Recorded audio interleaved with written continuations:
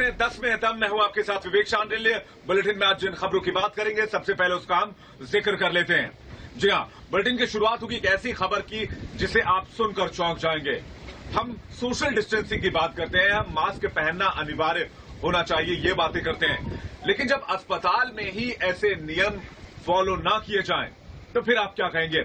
इसके बाद खबर होगी कोरोना से ही जुड़ी हुई, एक के बाद एक पलायन की तस्वीरें लगातार सामने आ रही हैं। तमाम राज्यों का क्या हाल है? आखिर मजदूर इतनी बड़ी संख्या में एक बार फिर से पलायन क्यों कर रहे हैं, ये भी आपको बताएंगे।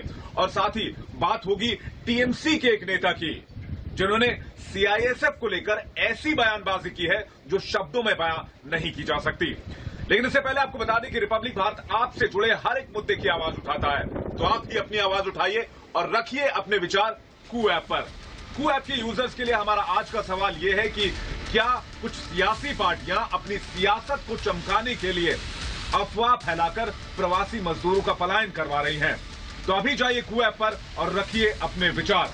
लेकिन सबसे पहले बात करते हैं एक ऐसे अस्पताल की जहां नियमों को नहीं उनका पालन किया जा रहा है। जी हां, एक्सक्लूसिव रिपोर्ट आपको दिखाएंगे जहां एक अस्पताल के अंदर न सोशल डिस्टेंसिंग का पालन किया जा रहा है, न दूसरे मानकों का पालन किया जा रहा है। अब अंदाजा लगाइए कि अगर अस्पताल के अंदर का यह हाल है, तो फिर बाहर लोगों का क्या हाल होगा, वहां पर मरीजों का क्या हाल होगा। ऐसे में सबसे बड़ा सवाल यह है कि जहां अस्पताल में मरीजों का इलाज होता है, वहां पर अगर नियमों का पालन नहीं किया जाएगा, तो फिर मरीज कितनी मुश्किल में आ सकते हैं।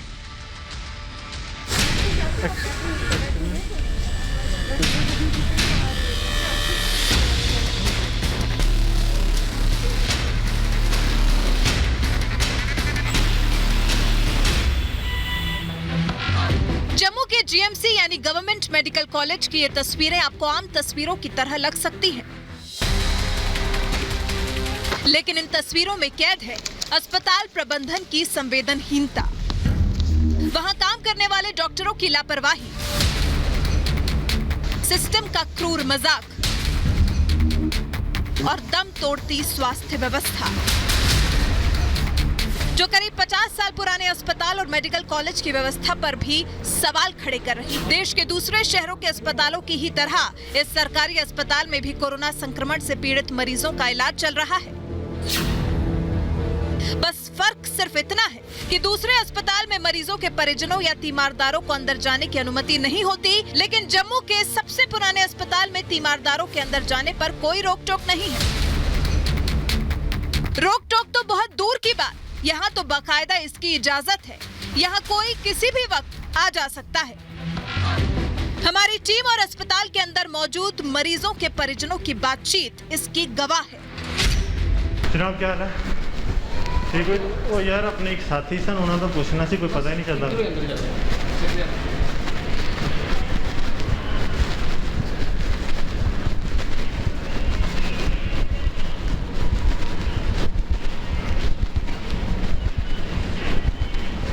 मैडम रास्ता कहाँ? वार्ड नंबर 7 का?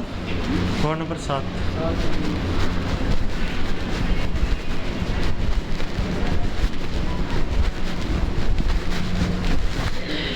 जनाब वो अपने एक साथी से उन्होंने हाल चाल पूछना सी, मैडम कितने डॉक्टर होंगे?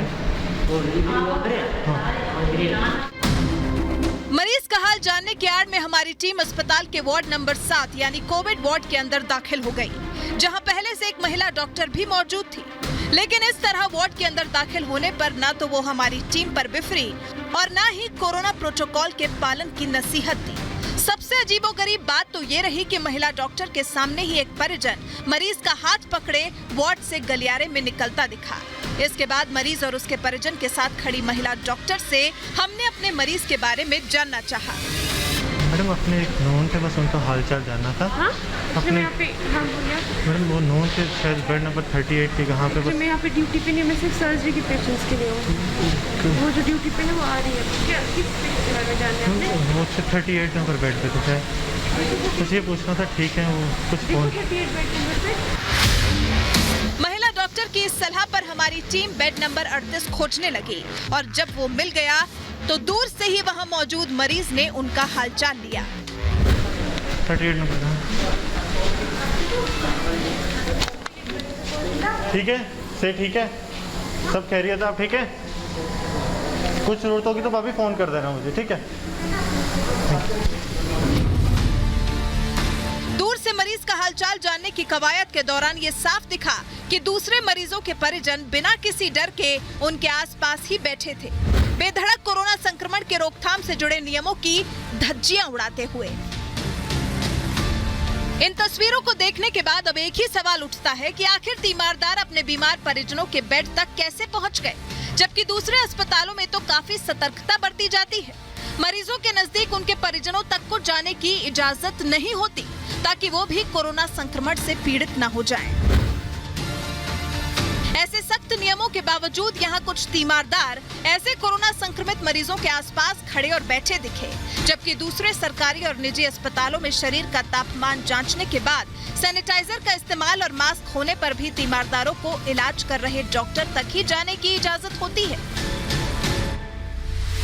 इस दौरान भी एक खास दूरी बनाकर रखी जाती है। तो फिर जम्मू के इस अस्पताल में कैसे मरीजों के परिजनों को वार्ड नंबर 7 में बिना रोक टोक जाने और वहां रहने की इजाजत मिल गई?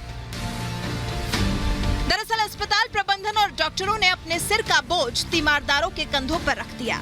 अस्पताल प्रशासन ने ही मरीजों के परिजनों से उनका ख्याल रखने के लिए कह दिया। जबकि जम्मू कश्मीर में कोरोना संक्रमित मरीजों की संख्या 1,48,000 के ऊपर जा चुकी है। मरने वालों का आंकड़ा भी 2,000 के ऊपर पहुंच चुका है। जम्मू कश्मीर में पिछले 24 घंटे में कोरोना संक्रमण के 1,516 नए मामले सामने आए हैं, जिसकी वजह से जम्मू कश्मीर के 8 जिलों पर लागू नाइट कर्फ्यू अब राज्य के सभी 20 जिलों पर लागू हो चुका है। तो फिर इन मरीजों के परिजनों को मौत के मुंह में क्यों धकेल दिया गया? क्योंकि कोविड वार्ड में बड़ी संख्या में मौजूद मरीजों की वजह से स्वस्थ तीमारदार भी संक्रमित हो सकते हैं। सिर्फ खुद ही नहीं बल्कि अस्पताल आने जाने के दौरान दूसरे लोगों में भी संक्रमण फैला सकते हैं। तो फिर जम्मू के जीएमसी प्रशासन ने ये जोखिम क्यों उठा लिया? बेरहम कोरोना संक्रमण के खतरे को कम क्यों आंक लिया? शहर ही नहीं बल्कि राज्य के दूसरे हिस्सों में कोरोना संक्रमण फैलाने का पक्का इंतजाम क्यों कर लिया? और जब इस लापरवाही पर रिपब्लिक भारत ने गवर्नमेंट मेडिकल कॉलेज के प्रिंसिपल से संपर्क साधा तो उन्होंने बिना हिचक अस्पताल प्रशासन की तरफ से अनुमति होने की बात स्वीकार ली। इसके लिए उन्होंने बेहद अजीबोगरीब दलील भी दी। मैम ये जो जीएमसी में आपने वार्ड्स बनाई है ना कोविड पेशेंट्स की, हाँ। तो मैडम इसमें अटेंडेंस क्यों अलाउड किए हैं? मतलब उनके साथ उनके फैमिली वालों को कहा गया कि आप साथ रहिए। एक अटेंडेंट एट ए टाइम में लोकल। हाँ मैम, एक अटेंडेंट कोविड के पेशेंट्स के साथ क्यों? बस उनकी थोड़ी साइकोलॉजिकली एंजाइटी मरीजों को। तो मैम ये तो मतलब ये हुआ ना कि हम उनकी लाइफ को भी रिस्क पे डाल रहे हैं। नहीं, पूरे प्रिकॉशंस लेके। लगता है ये दलील देते हुए जम्मू की गवर्नमेंट मेडिकल कॉलेज के प्रिंसिपल 2 गज की दूरी, मास्क है जरूरी की नसीहत भी भूल गयी। लेकिन देश में ये पहला खौफनाक उदाहरण है जब कोई अस्पताल ही आम लोगों की जान का दुश्मन बन गया, वो भी तब जब देश के सभी राज्य, जिले और शहर दवाइयों, ऑक्सीजन सिलेंडर, रेमडेसिविर जैसे इंजेक्शन की किल्लत से जूझ रहे हैं। Bureau report, Republic Bharat. देश के बड़े शहरों से एक बार फिर से प्रवासी मजदूरों का पलायन शुरू हो चुका है। जहन में साल 2020 की तस्वीरें एक बार फिर से ताजा होने लग गई हैं। हालांकि गनीमत यह है कि इस बार ट्रेन, बस, पब्लिक ट्रांसपोर्ट सुचारू रूप से चल रहे हैं, तो प्रवासी मजदूरों को उतनी दिक्कतें नहीं आ रही। लेकिन इससे एक बड़ा खतरा ये पैदा हो जाता है कि कोरोना का प्रचार प्रसार तेजी से होगा, और यही नहीं, अगर कोरोना तेजी से फैलेगा तो देश के सामने चुनौतियां भी बढ़ेंगी। लेकिन उससे भी बड़ा सवाल यह है कि आखिर प्रवासी मजदूर पलायन क्यों कर रहे हैं, जबकि राज्य सरकारें उनका ख्याल रखने का हर संभव भरोसा दिला रही हैं।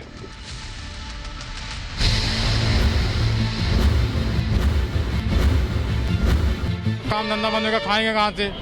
मुंबई में तो काम धंधा बंद हो गया। खिलाएगा कौन हमको 1 हफ्ते? तो इस वजह से हमें ना वहाँ खाने का व्यवस्था ना रहने की व्यवस्था। वो जहां है वहीं रहे, वहीं पर अगले कुछ दिनों में वैक्सीन भी लगेगी और उनका काम भी बंद नहीं होगा। क्या दिल्ली, क्या मुंबई, क्या यूपी, हर जगह लॉकडाउन के डर ने प्रवासी मजदूरों के जहन में ऐसा खौफ पैदा कर दिया है कि उसके आगे प्रवासियों को कोरोना का डर भी नहीं दिखाई दे रहा। भले ही दिल्ली के मुख्यमंत्री अरविंद केजरीवाल ने अपील की हो कि कोई भी प्रवासी मजदूर दिल्ली से न जाए, दिल्ली छोड़ के मत जाइएगा, लेकिन यहाँ सवाल तो मजदूरों को अपनी रोजी रोटी का है। चिंता है कि लॉकडाउन में काम के बिना शाम की रोटी का इंतजाम कहाँ से होगा। जा रहा है इसलिए डर, पहले जैसा हम लोग डर गए हैं। पहले एक दिन का था, उसमें पूरा 2 महीने लग गया। डर बैठा पड़ा, क्या करेंगे। फरीदाबाद से हम लोग पिछली बार साइकिल से गए थे, इस बार किस तरह जाएंगे। फिर मान लो परिवार भी है, बच्चे भी हैं सब। जब तक हम लोग क्या करेंगे, एम्प्लॉय भी नहीं है, उसके बाद में खाली बैठने ही पड़ेगा। मार्केट भी सारी बंद है, खाने के लिए कुछ बचा ही नहीं तो खाएंगे क्या। पिछली बार फंस गए थे, इस बार महीने का पहले ही निकल लेते हैं। लॉकडाउन लग गया ना दिल्ली में, 1 हफ्ते के लिए इसके लिए चले आए। बोले आप लोग जाओ, यहाँ बैठ के क्या करोगे, इसके लिए चले आए सब लोग। जितने बंदे हमारे साथ के सारे भूखे पड़े हैं, कोई खाना नहीं, कोई पीना नहीं। छत पे आ रहा, कोई छत पे आया, कोई लेट गया, कैसे आया। पिछले साल भी जब लॉकडाउन लगाया गया था तो ऐसा ही नजारा हर बड़े शहरों में देखने को मिला था। कई लोगों ने तो पैदल ही लंबी लंबी दूरियां तय की थी। वही हाल कुछ इस बार भी होता दिखाई दे रहा है।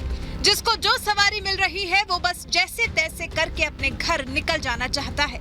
लेकिन यहाँ सवाल है, आखिर प्रवासियों को लॉकडाउन से डर क्यों लग रहा है? प्रवासी जहाँ है वहाँ क्यों नहीं रुकना चाहते? मैं एक बार फंस चुका हूँ और दोबारा फिर फंस जाऊंगा, फिर दिक्कत हो जाएगी। काम धंधा है नहीं, क्या करूँ। कंपनियां सारी बंद हो गई। अब इधर लॉकडाउन हो गया, कंपनी बंद हो गई। पिछली बार तो पैदल गया था, अब इस बार जा रहा हूँ, घर क्या करूँ। अच्छा, पैदल किस लिए जा रहे हैं? जी साहब, दिल्ली लॉकडाउन लग गया, वहाँ मेहनत मजदूरी करते थे, अब मेहनत मजदूरी कर नहीं रहे, अब यहाँ से जा रहे, पैदल सवारी मिली नहीं। आज की स्थिति में हमें देश को लॉकडाउन से बचाना है। मैं राज्यों से भी अनुरोध करूंगा कि वो लॉकडाउन को अंतिम विकल्प के रूप में ही इस्तेमाल करें। लॉकडाउन से बचने की भरपूर कोशिश करनी है। बस अड्डे, रेलवे स्टेशन पर ये हजारों लोगों की भीड़ अपने घर के लिए इसलिए रवाना होने को मजबूर है क्योंकि लॉकडाउन से मजदूर को सबसे बड़ा डर रोजगार छिनने और रुपए की किल्लत का है। साथ ही मजदूरों को डर है कहीं लॉकडाउन लंबा न खिंच जाए, तभी जल्दी से जल्दी मजदूर अपने घर निकलना चाहता है। पिछले साल की तरह इस बार भी सैकड़ों किलोमीटर पैदल न चलना पड़े, इसलिए लॉकडाउन से पहले अपने गांव पहुंचना चाहता है। मजदूरों को रोजगार छिन जाने का भी डर सता रहा है। रोजगार नहीं रहा तो पहले की तरह इस बार भी लॉकडाउन में खाने पीने की दिक्कत न झेलनी पड़े। साथ ही मजदूरों को दिल्ली में रहकर बिना कमाई के कमरे का किराया देने का भी डर है। वहीं कुछ प्रवासियों का ये भी मानना है कि गांव में रहेंगे तो कोरोना से बचे रहेंगे। अभी हम लोग जहाँ पे जॉब करते हो बंद है, वहाँ पे तो काम नहीं हो पा रहा है, इसकी वजह से फैक्ट्री काम वगैरह बंद है, इसकी वजह से। देवरिया गोरखपुर के लिए बस नहीं है, आप नहीं है। मैं सुबह से इंतजार कर रहा हूँ, कोई भी बस नहीं आ रहा है। कोई प्राइवेट वाली बस जा रही है तो 1400-1500 रुपये मांग रहे हैं। लॉकडाउन हो गया इसलिए छोड़ के जा रहे हैं? हाँ सर, 1 हफ्ते का है, ये बोला गया है। 1 हफ्ते का है, लेकिन आगे भी बढ़ा सकते हैं। क्यों जा रहे हैं यार, रोजी रोटी सब छिन गई, काम हम चल नहीं रहा है, इसके लिए खाने का मानदे हो गए। क्या करेंगे यहाँ रह करके। सेठ बोले कि गाँव चले जाओ, जा रहे, काम धंधा खत्म हो गया, इसकी वजह से जा रहे हैं। अभी क्या करेंगे यहाँ बैठ के। प्रवासी मजदूर अपनी समस्याओं को दरकिनारे नहीं कर सकता है, इसलिए कोरोना महामारी के दौर में भी पलायन करने के लिए मजबूर है। मजदूरों के पलायन के बीच एक दिल दहला देने वाली तस्वीर भी सामने आई। मध्य प्रदेश के ग्वालियर में मजदूरों से भरी एक बस एकाएक पलट गई। काफी जद्दोजहद के बाद मजदूरों को बस से निकाला गया है, जिसमें करीब 3 लोगों की मौत हो गई, जबकि 6 लोग गंभीर रूप से घायल हैं। पलायन की ये तस्वीरें मजदूरों के दर्द और बेबसी को साफ साफ बयां कर रही हैं। और अब बात करते हैं आज के QF के सवाल की। हमने QF के यूजर्स के लिए पूछा था कि क्या कुछ सियासी पार्टियां अपनी सियासत को चमकाने के लिए अफवाह फैलाकर प्रवासी मजदूरों का पलायन करवा रही हैं। 93% लोगों ने हाँ बोला और 7% लोगों ने ना बोला है। यानी देश में जनमत इस बात को लेकर है कि सियासी पार्टियां अपनी सियासत के लिए प्रवासी मजदूरों का इस्तेमाल कर रही हैं। 10 में तब में फिलहाल इतना ही। कल फिर होगी मुलाकात, तब तक आप देखते रहिए रिपब्लिक भारत।